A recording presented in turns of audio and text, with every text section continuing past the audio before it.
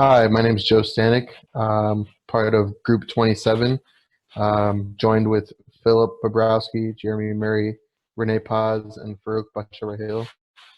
Um, our project was to design the SAE Front Wing for UIC Motorsports. Here you can see the contact info for all of the team members. This is all of our UIC email accounts.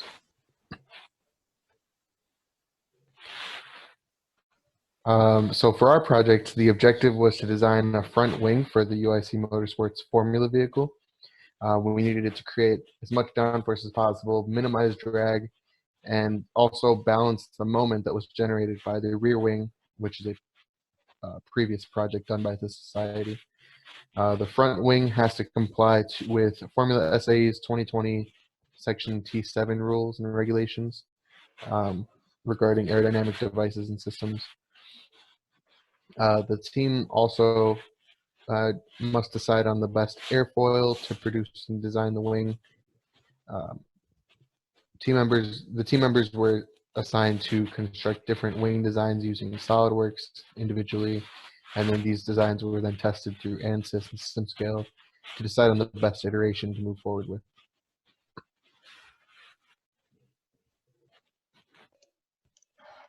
A little background on wing elements and each of the elements of that make up a wing. The two main elements that we are manipulating in this project are both the chord and angle of attack. Each of these essentially, when manipulated, adjusts both the size and the angle from the chord that the element is at. And these both have a large impact on the performance of the wing, how much downforce they make, and also how much drag they actually induce. We chose 3 profiles to compare, NACA 0012, E423, and S1223. We compared each of these profiles through 2D simulations to better understand which would perform the best for our wing.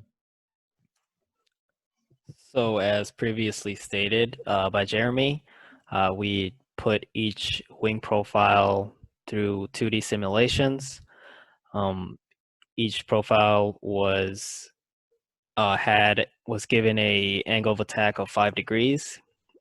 They were all also put under an airspeed of 17.8 meters per second. This would simulate the incoming airflow that the vehicle would be moving under.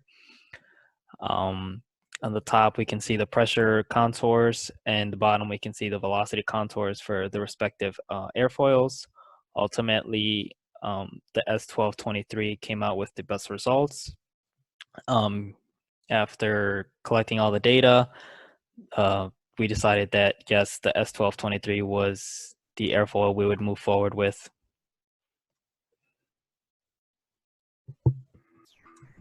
We conducted a failure mode element analysis on the wing, and we decided that the 5 most likely failure modes would be that the end plates could fall off, the mounting points could fail, the wing could break or crack, the wing doesn't create enough downforce, or the wing scrapes the ground too much.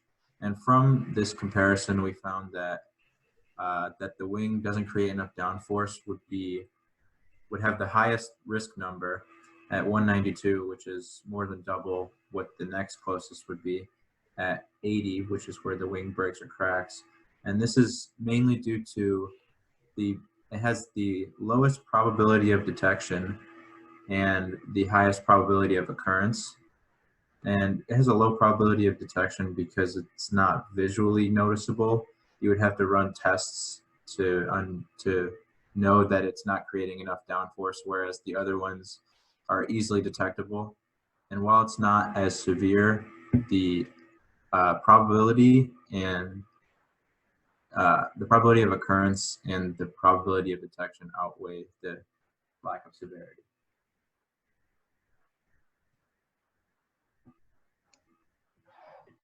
So we each designed some wings during our preliminary stage of the design process, each with different parameters in mind. These two designs that you see here have one continuous base element and then two secondary elements up above. And the goal with this design was to be fairly simplistic and then just understand how the overall aspect ratio of the wing affects the air flow across the wing. And the aspect ratio is the chord to length of the element itself. And as you can see between the secondary elements of design JM1 and design JM2, you can notice that the secondary element in the second design is much larger. And this was just to understand what the aspect ratio of the element had on the overall flow characteristics of this wing. The design on the left was done by me, Philip, and it's a split wing 2-element design. So there's nothing in the center and there's only 2 elements, a main base element and then 1 upper element.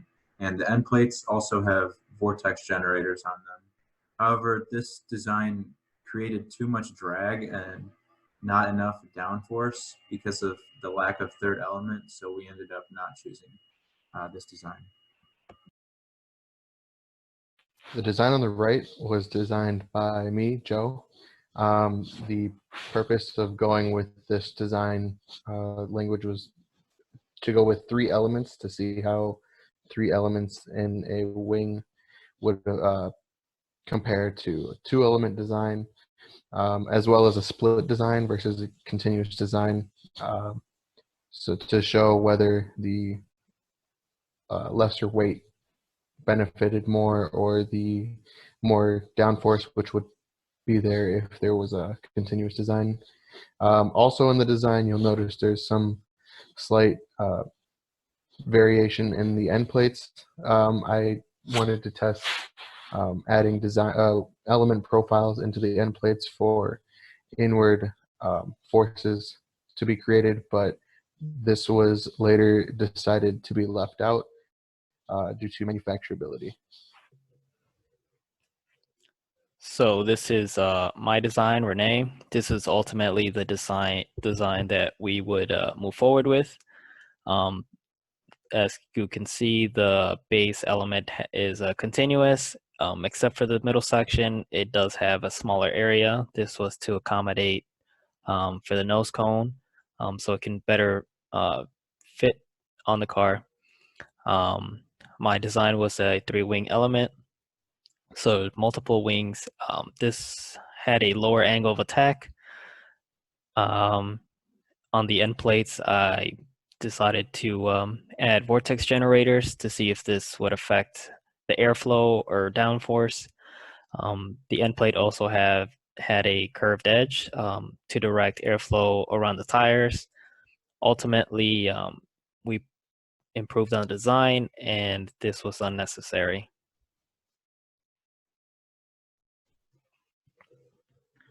To better understand how each of these designs performed against one another, we performed 3D simulations to look at where vortices would be generated and how the airflow looked across the wing.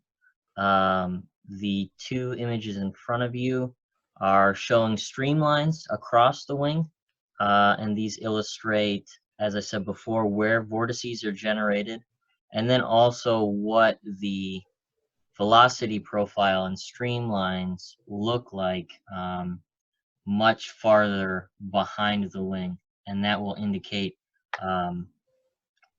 essentially how this wing will affect the airflow across the rest of the vehicle behind it.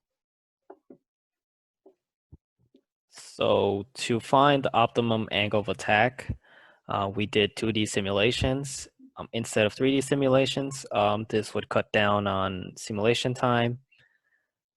So we tested various angles of attack for each wing element, and also gap sizes between the elements. And ultimately, we decided to go with specific angles. Each simulation was run at 17.8 meters per second and turbulent air, because this is what the vehicle would perform under. Pressure, velocity, and streamlines were taken into account when deciding the best angle of attack.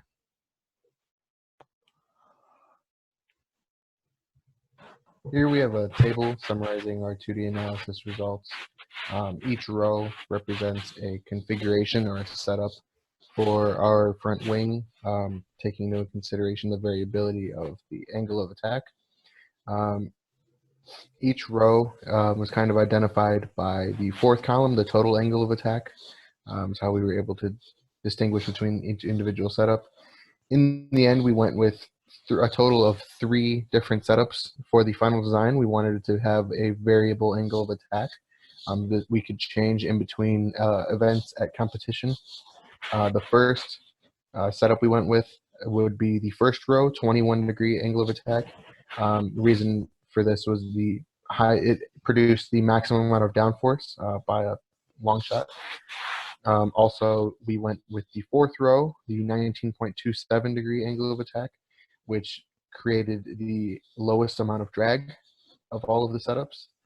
And then for the main setup for our events and competitions, it would be the second row, which is circled in red.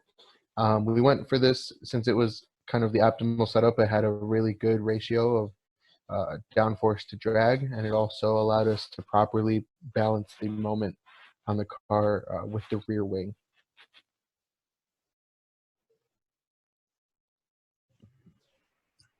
So a few design improvements had to be made. Namely, we had to simplify the center element, and we did that by removing the loft and just making it one continuous piece with the same size. And we did that mainly for manufacturability reasons, to simplify laying of carbon fiber and to simplify the work of the CNC router. And we also simplified the end plates by removing the vortex generators and making them flat on the sides. And this was, again, to improve the manufacturability. And this is a SolidWorks drawing of the front wing mounted on the car, and it shows the mounting situation as well to the frame of the vehicle with splitter rods. And it can be clearly seen that the middle element underneath the nose cone does not interfere with the vehicle at any point. So it fits firmly on the vehicle without actually touching the vehicle. Another manufacturing improvement that had to be done was the profiles came to a point at the end, which is not necessarily possible for manufacturing on the CNC router. So we had to create a radius at the end of the profile in order to be able to manufacture it the way we would like to. So we had to account for this by decreasing the size of the element and adjusting the overlap of the elements in the design accordingly. Further manufacturing improvements were in the actual material of the foam that was going to be used. So we initially were going to use pink insulation foam, but this turned out to be not ideal for manufacturing, as on the CNC router, toward the tip of the wing, as can be seen in the picture, the leftmost picture, the edge of the profile gets torn up and doesn't have enough accuracy at the tip. So we switched to a more highly dense foam, prototyping foam, which is heavier, but is sturdier when manufacturing. So it's possible to get the accuracy that we require from the CNC router when actually manufacturing.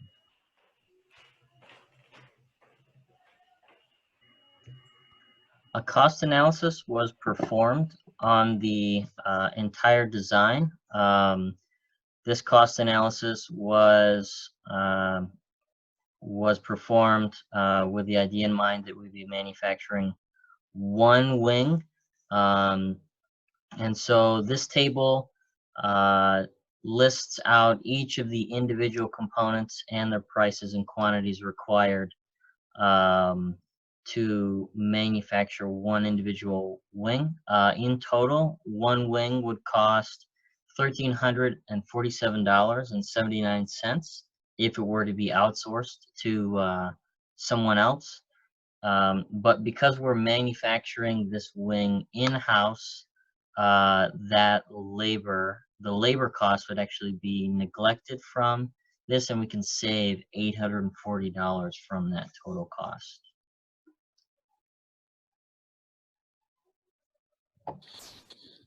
So in conclusion, our team's goal was to design the front wing for the Formula vehicle for UIC Motorsports, and it was to produce at least 100 newtons of downforce in order to balance out with the rear wing that was previously created by the society. We also wanted to minimize drag, and also while all of this, with all of this, we wanted to comply with FSA's 2020 regulations. Our design did exceed all of the requirements, as it produced roughly 150 newtons of downforce. The low angle of attack helped us to minimize the drag created by the front wing. For future manufacturing, the team has decided to use high density foam as its core for the wing elements, and the wing core will be made out of 2-inch sections of the foam that are to be merged together to create a solid wing element, and for each of the individual elements. And we also wanted to take a second to thank Dr. Atif Yardimsi as our advisor, Timothy Kushel as our technical advisor from UIC Motorsports, the Society, UIC Motorsports, and the president, Joshua Udis, University of Illinois Chicago, UIC, Dr. Brown, Dr. Comperta, and also MHub for allowing us to get some work done there. Your help's been very valuable to the team. We all thank you very much.